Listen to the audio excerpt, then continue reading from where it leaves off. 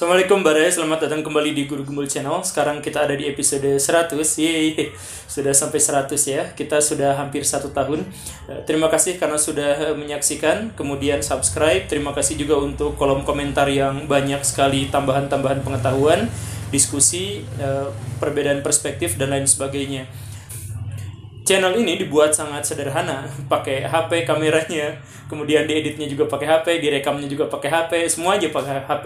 Jadi kalau Baraya menyaksikan ini, subscribe, saya ucapkan terima kasih yang sebesar-besarnya karena bisa meluangkan waktu untuk nonton channel yang sangat sederhana ini.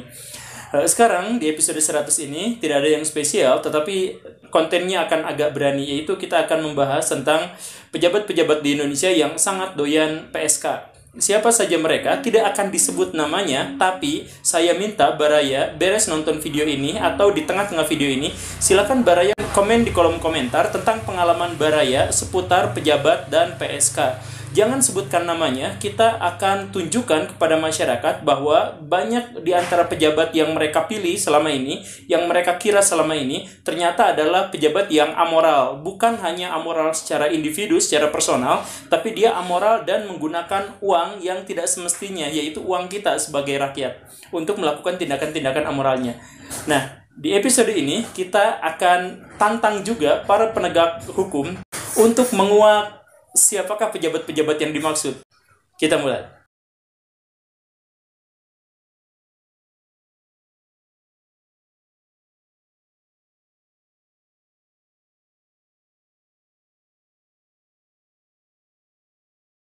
Baraya, saya punya beberapa pengalaman yang terkait dengan pejabat dengan PSK. Beberapa di antaranya saya ceritakan di sini. Satu di antaranya adalah saya punya kawan, dia adalah seorang pensiunan perwira tinggi militer. Dia berkata kepada saya suatu waktu bahwa adalah hal yang lumrah ketika pejabat itu menyelipkan PSK di tengah-tengah transaksi mereka terkait dengan gratifikasi, kolusi, korupsi, dan lain sebagainya. Dia bilang seperti ini, banyak sekali pejabat yang punya perempuan simpanan yang disimpan di hotel berbintang 5, kemudian difasilitasi hidupnya, atau di apartemen-apartemen. Nah, dari mana mereka munculnya si PSK-PSK itu? Dari transaksi yang tidak halal. Jadi, kondisinya adalah kalau ada dua pejabat atau satu pejabat, satu pengusaha, kemudian keduanya harus berhubungan secara tidak sehat, secara ilegal. Nah, ketika si pejabat harus disogok, kan kalau dengan uang itu berisiko tinggi karena bisa dilacak rekeningnya, bisa dilihat naik turunnya dan lain sebagainya. Kan pejabat-pejabat sekarang juga diawasi dan dengan lebih ketat. Nah, karena itu banyak sekali pejabat-pejabat yang menggunakan bukan uang tapi PSK sebagai cara untuk transaksi hal-hal yang ilegal. Jadi ada pengusaha, saya pengen menang tender atau saya pengen ini tanah ini seperti dan lain sebagainya, pokoknya banyak ya. Nah, si pejabat itu disogoknya bukan dengan uang karena nanti khawatir ketahuan. Nah, tapi disogoknya dengan perempuan. Jadi sudah disiapkan di sebuah apartemen atau di sebuah hotel bintang 5 di salah satu kamarnya. Si perempuan tinggal di sana 1 bulan atau 1 tahun tergantung transaksinya. Nah, di situ jadi mainannya pejabat begitu. Dan di situ di si PSK-nya diberi fasilitas yang sangat tinggi. PSK yang dimaksud itu bukan hanya PSK-PSK biasa, tapi yang levelnya udah model, artis, presenter, bahkan ada yang sudah menikah tapi tetap berprofesi sebagai itu di belakang suaminya, atau bahkan kadang-kadang juga diketahui sama suaminya. Ya, namanya juga cari uang, cari untung, begitu. Jadi katanya banyak kasus-kasus yang seperti itu. Kemudian saya punya cerita lain. Saya punya kawan, dia adalah pegawai hotel terkemuka di kota tempat saya tinggal. Suatu kali hotelnya dapat kunjungan dari pejabat. Pejabatnya tinggi sekali, pejabat tinggi, anak dari pejabat tinggi yang adalah pentolan di salah satu partai yang punya reputasi tinggi juga di masyarakat. Jadi semuanya serba tinggi. Datanglah ke hotel itu, yang teman saya itu pegawai di sana, kemudian si pejabat minta cewek 3. Dan ini sudah biasa katanya. Hotel yang dimaksud itu punya oknum di dalamnya. Nah, si oknum ini adalah muncikari. Jadi si oknum itu sudah tahu deretan model, deretan artis, dan lain sebagainya, atau deretan muncikari yang mungkin bisa dikontak sama dia untuk memenuhi keinginan dari si pejabat tinggi ini. itu sudah biasa katanya. Jadi di hotel-hotel megah itu katanya sudah ada agennya. Jadi kalau pejabat atau pengusaha datang ke sana kemudian minta cewek dan itu adalah hal yang lumrah buat mereka katanya, maka mereka sudah bisa mengantisipasinya, langsung aja kirim atau ditawarin dulu, ini fotonya begini, ini biodatanya seperti ini dan seterusnya. Tarifnya itu pasti puluhan juta atau bahkan ada yang ratusan juta, karena yang dimaksud PSK di sini kalau untuk levelnya pejabat tinggi itu ya artis, presenter atau hal yang selevelnya seperti itu. Cerita lainnya masih dari kawan saya tapi dari orang yang berbeda. Dia adalah seorang pengawal pribadi, seorang pejabat yang luar biasa tinggi di negeri ini. Nah, si pengawal pribadi itu berkata kepada saya bahwa pernah suatu kali dia itu ditawarin sama bosnya, sama pejabat tinggi itu.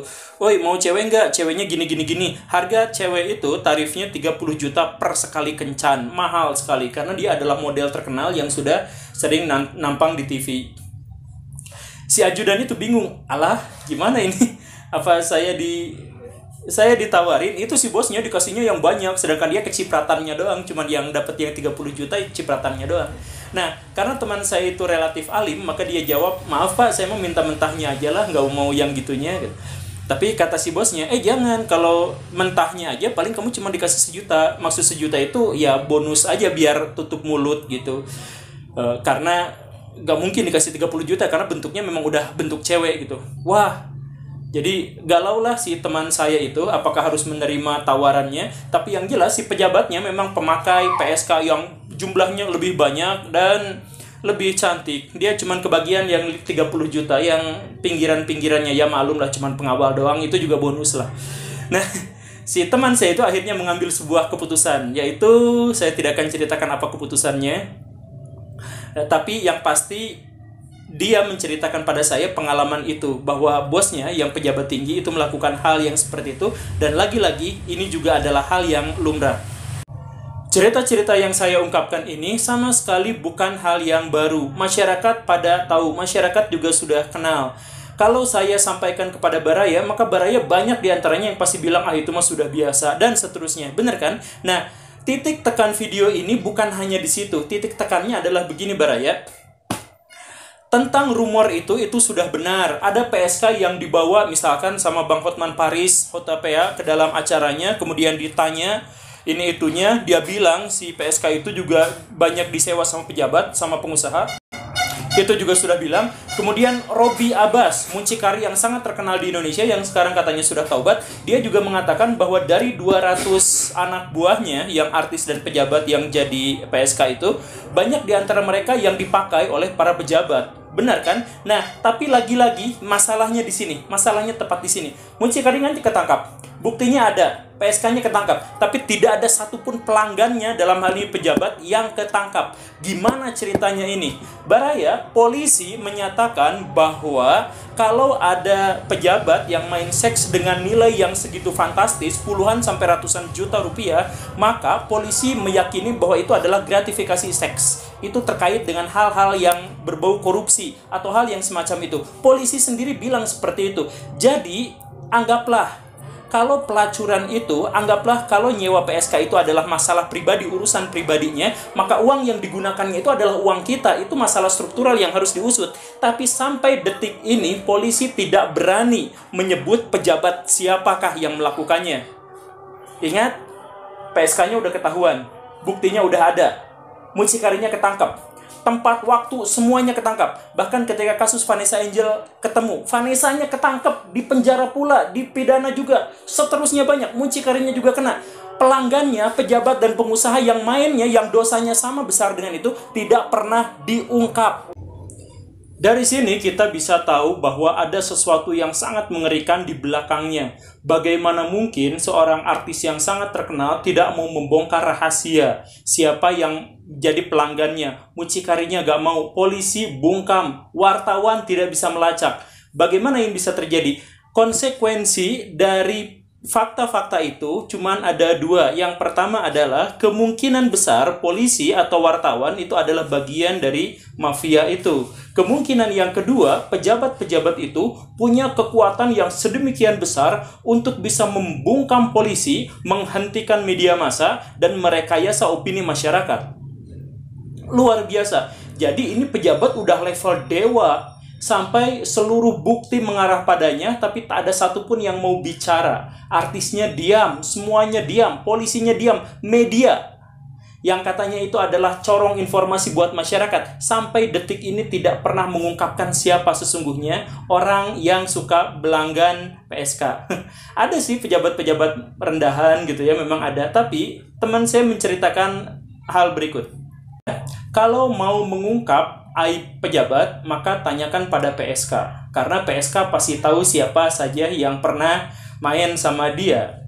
Khususnya kalau yang main sama dia itu adalah yang levelnya tinggi. Nah, tapi sekarang PSK juga tidak mau ngomong. Karena begini, ada dua pejabat, katakanlah musuhan. Misalkan beda kubu di pilkada ya. Nah, si pejabat ini bisa aja menghancurkan pejabat yang lain ini dengan merusak reputasinya. Karena si pejabat ini sudah ketahuan main cewek. Mudah sekali, cari PSK-nya atau bayar PSK untuk melakukan itu. Rekam, itu gampang sekali.